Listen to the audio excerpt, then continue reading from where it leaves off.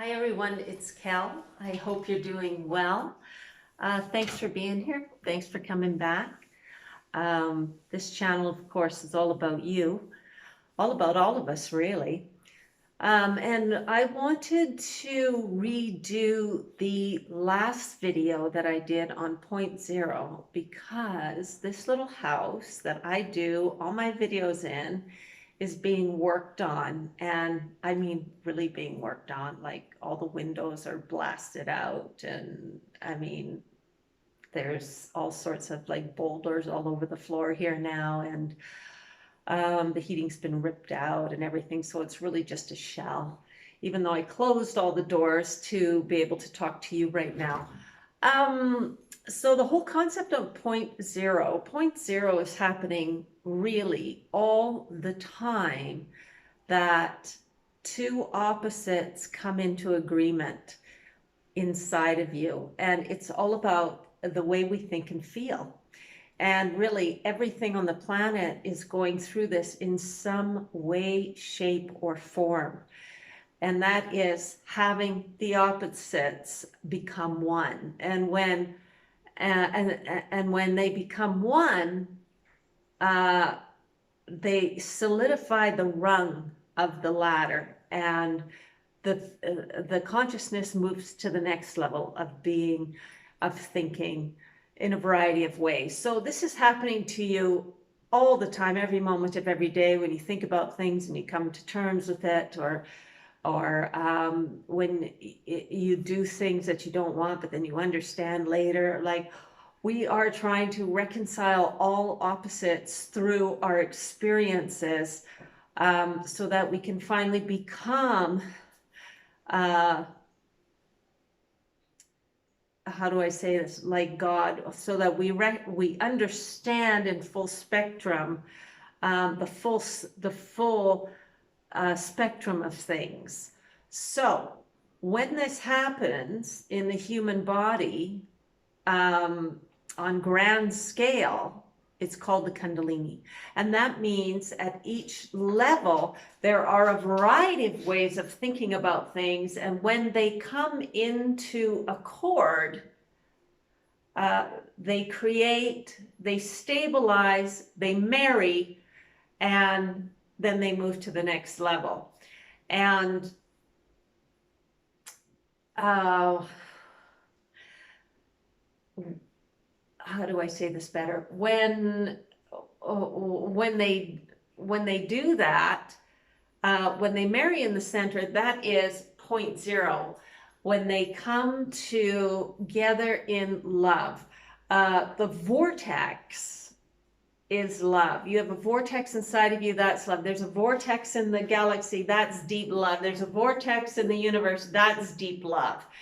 And we are all tucked within one another. There are bodies within bodies, in the galaxy, and then in the universal body. And we're all tucked inside each other like these little Russian dolls. And as we go through our progression, and we have been growing for almost 22,500 years, and it's pretty exciting when you think about the stages that you've gone through. I mean, I know you wake up every day and you go, oh, here's my life. Yeah, I'm human and I'm doing this, but really you've come so far, and every day should be a real celebration. And when you hit the Kundalini, or if you've had the Kundalini, then you know what I'm talking about, because we come from nothing but star fragments in star debris, which is basically star shit. Stars emit carbons as they live, just like we do, and there is a receptive energy that has taken on the task of raising us, stardust, and this is Earth as we know her. And her force is so receptive that she is able to hold all of the carbons from the stars together, and the fragments, star fragments, are growing within it. So we pretty much come from a deep, dark a deep darkness, and we are growing. Now, without getting into any details about this, and truly, I don't have really much more details. It's just when I did the Kundalini, I went back and saw every life I'd ever lived, and that meant into the insect world, the mammal world, and so on and so forth, down to nothing but a vortex. And it went in order from bigness all the way down to smallness. So being human, you've reached the top of the formation, because now you have the body of God, really. And now you have to refine your insides, your vibration, so that you are emitting the vibration of God. And I mean, that's absolutely no small task. So the concept of point zero is always when two opposites reconcile. They reconcile at the center of your vortex. So then you move up to the next, so then the consciousness moves up to the next one. And then when that one's resolved, you move up to the next one. And the beauty about actually really sort of going for it and pushing forth the Kundalini like I did, which was really done in a small period of time rather than years and years and years. There's obviously pluses and negatives to all of this. But right now I'm looking at the pluses. When you powerhouse it like that, through the deep resonance of love and through the focus of the mind, you can blast through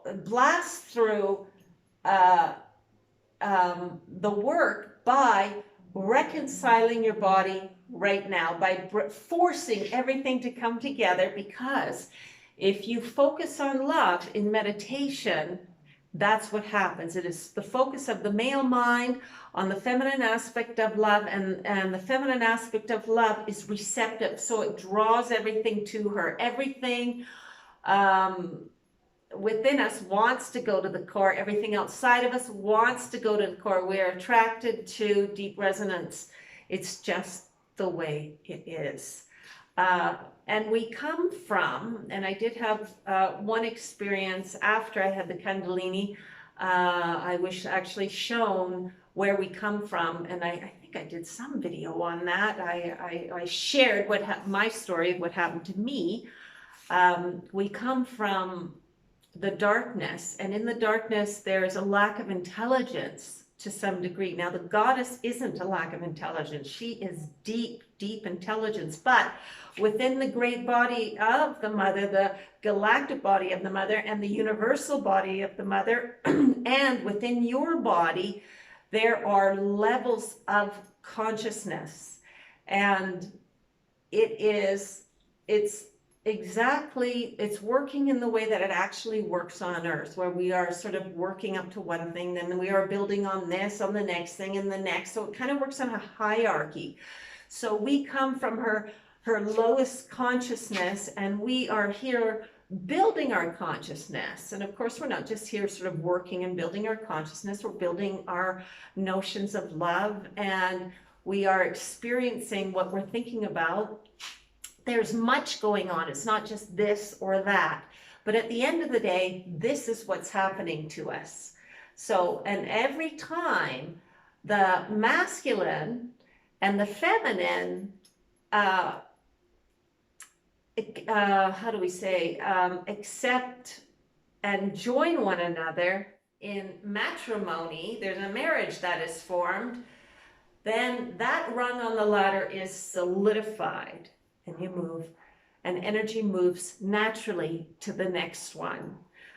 It's not a conscious thing. This is just happening to us when we reconcile our opposites, and we can force this through meditation, meditating on love. It has to be meditating on love, because if you're just meditating, which I had been doing, and I had been astral traveling and doing a lot of other things for many years. I actually started when I was very, very young.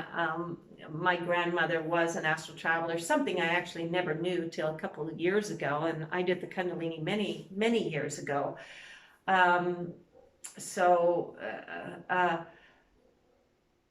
meditating on love, on your heart, and meditating with love and recreating the feeling of love. And sometimes you can use relief. In the beginning, I kind of didn't really know how to use love.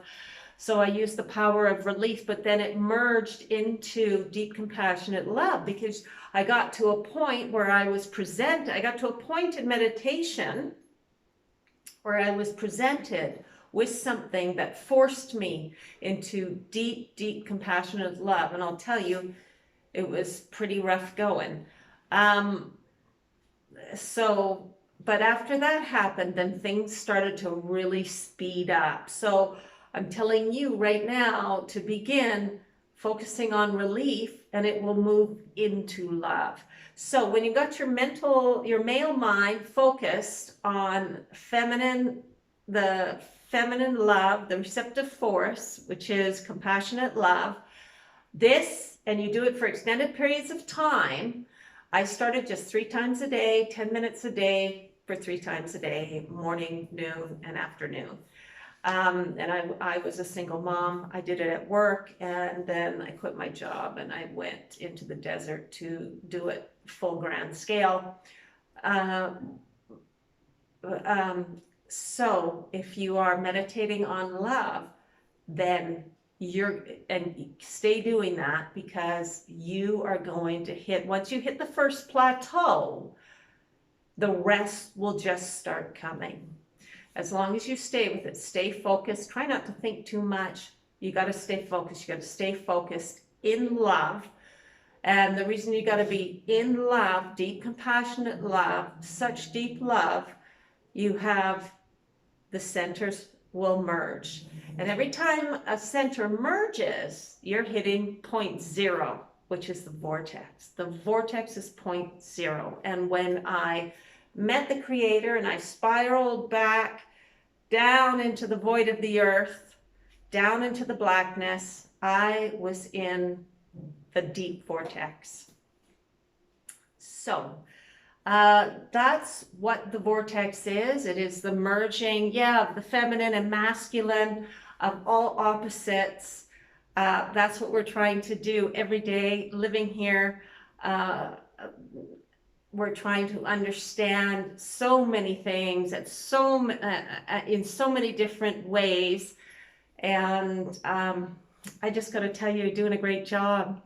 And you've come so far already. You're a human being, and that's incredible, really. And before I started the meditation, I was kind of like, yeah, I'm going to do this meditation. Why not? You know, what else is there? I'm severely bored, blah, blah, blah. Now I know that life is spectacular, and how far you've come, and no matter where I am or what human being I meet, I just think, wow, you know, I can't help but thinking, wow, they've come so far. I mean, they're in human form. And I have a different feeling towards all the animal kingdoms and all the mineral kingdoms and all of life in its many forms. It's just such a newfound respect, because we were once that, and it is a huge river that's flowing. And the best way to get in that river, to get to where you're going, which is more joy, more bliss, more happiness, is to focus on love. I know that's hard. Are you kidding me? Like, I'm probably the worst person. The fact that I could do it means anybody can do it. You just got to be committed, dedicated, and you got to do the work all the time.